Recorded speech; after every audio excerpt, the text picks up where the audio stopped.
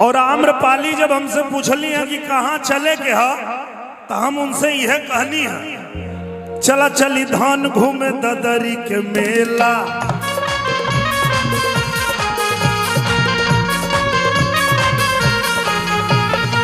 भृगु बाबा का आशीर्वाद चला लेला, भृगु बाबा का आशीर्वाद चला लेला, चला चली धान घूमे ददरी का मेला।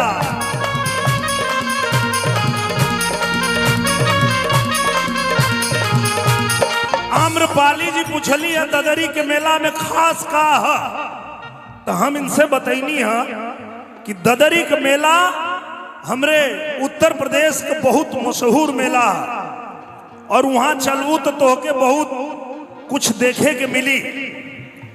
यहाँ का देखे के मिली? बुढ़वा मलाई खाला, बुढ़िया खाले लपसी।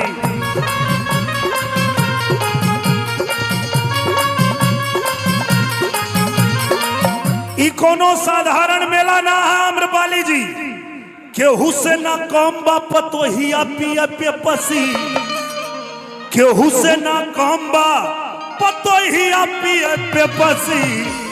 बुढ़वा मलाई खाला, बुढ़िया खाले लपस, बुढ़वा मलाई।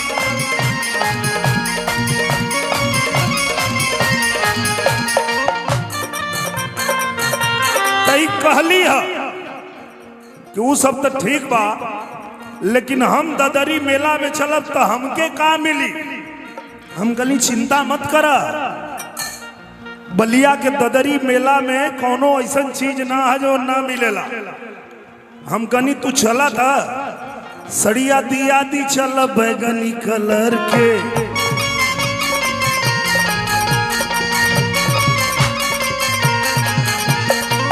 जल्दी से रेडी हो जा साज के संवार के, जल्दी से रेडी हो जा साज के संवार के, सड़िया दिया दी चल बैगनी कलर के।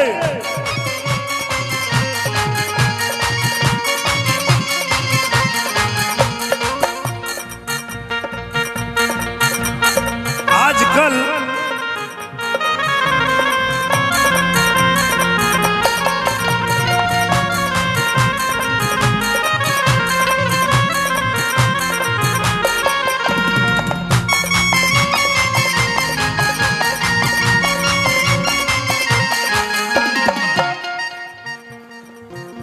अरे दुलही रहे बेमार,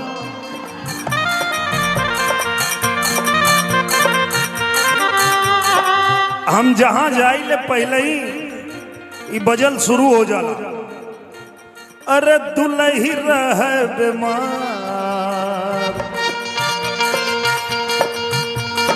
दुलही रहे बेमार, निरहुआ निरहुआ निरहुआ सटल रहे, दुलही रहे बेमार, निरहुआ।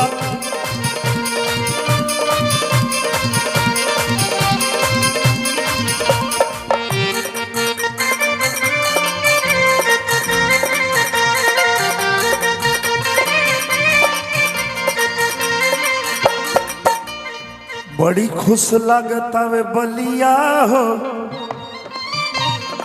सबके चेहरा पे जो मुस्कान बा है, देखा हमरे जिला अध्यक्ष जी संजय मिश्रा जी के चेहरा पे मुस्कान देखा। यहाँ जितना लोग बैठल बा सबके चेहरा पे जो मुस्कान है, ओके देख के हमारी यह गावे का मन करत है।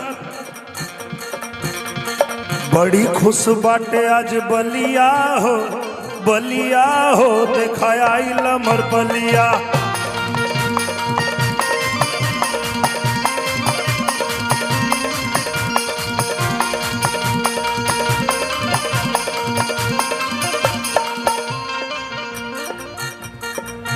वही घरे में खाला नहाला,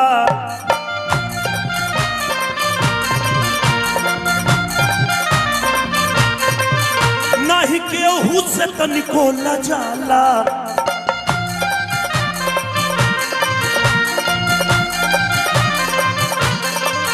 वही घरे में खाला नहाला, नहीं केहू से तनिको लजाला।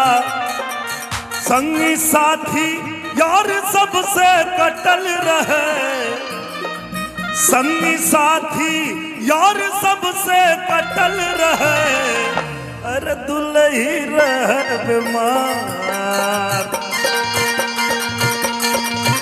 अरे दुलही रह बीमार, निरहुआ निरहुआ निरहुआ सटल रहे, दुलही रह बीमार, निरहुआ सटल रहे।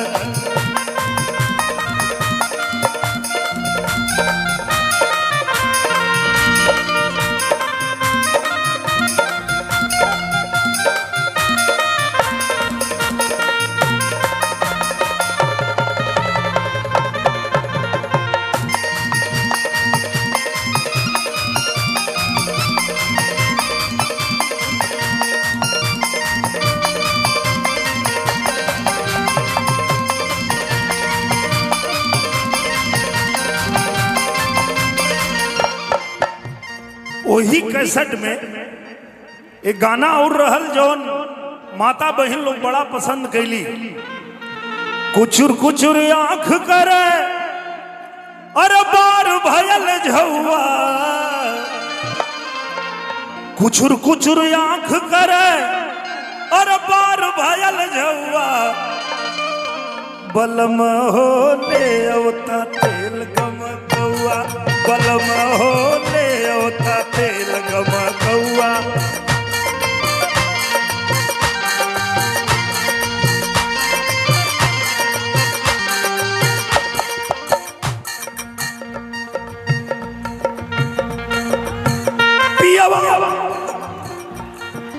पियवा तिलेश्वरी का घरे बायाइल,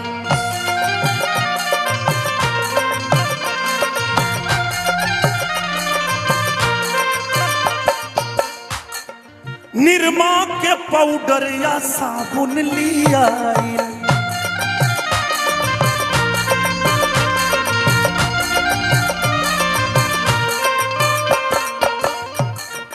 नरियल के तेलवा, नरियल के तेलवा जमल जैसे घिउआ, बलम हो ले अवता तेल गम कौआ, बलम हो ले अवता तेल गम कौआ, बलम हो ले अवता तेल।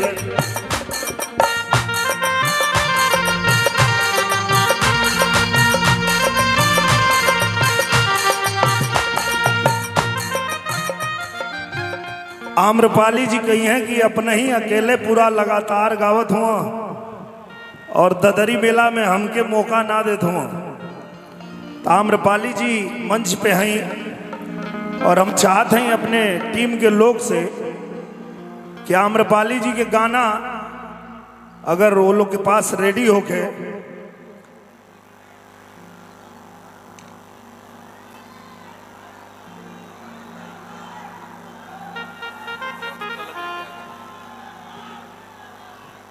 माइक में बजा दीजिए ना, माइक में बजाएगा,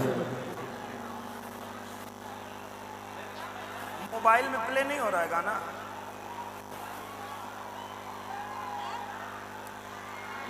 हाँ, तो अगली आवाज आम्रपाली दुबे जी की।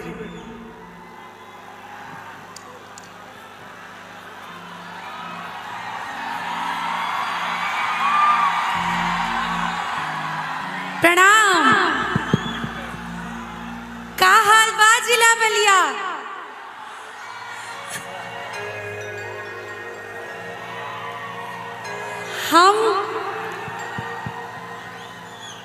हम सच बतावता नहीं, हमरा मन में आज इतना खुशी होता, इतना ज्यादा खुशी होता, काहे से कि बहुत सारा गाना ऐसा बनल बा जेमे बलिया और अमरपलिया के राइमिंग करके लोग गौले बा।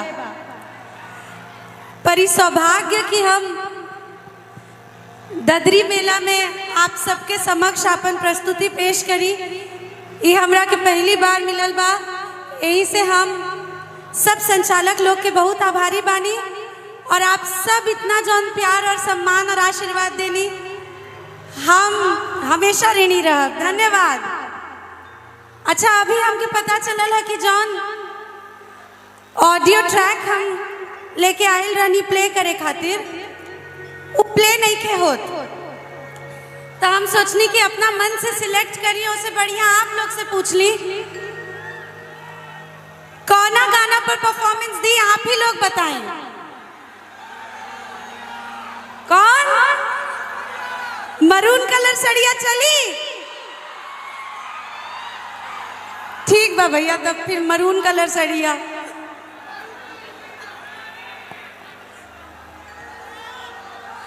मरून कलर सड़िया सर आपो बानी तो तनी मरून कलर सड़िया। जबले वो लोग ट्रैक लगावता तोले हमें ये लोग से गवावता नहीं देखा, तोहरा खातिर ये लोग गा देता।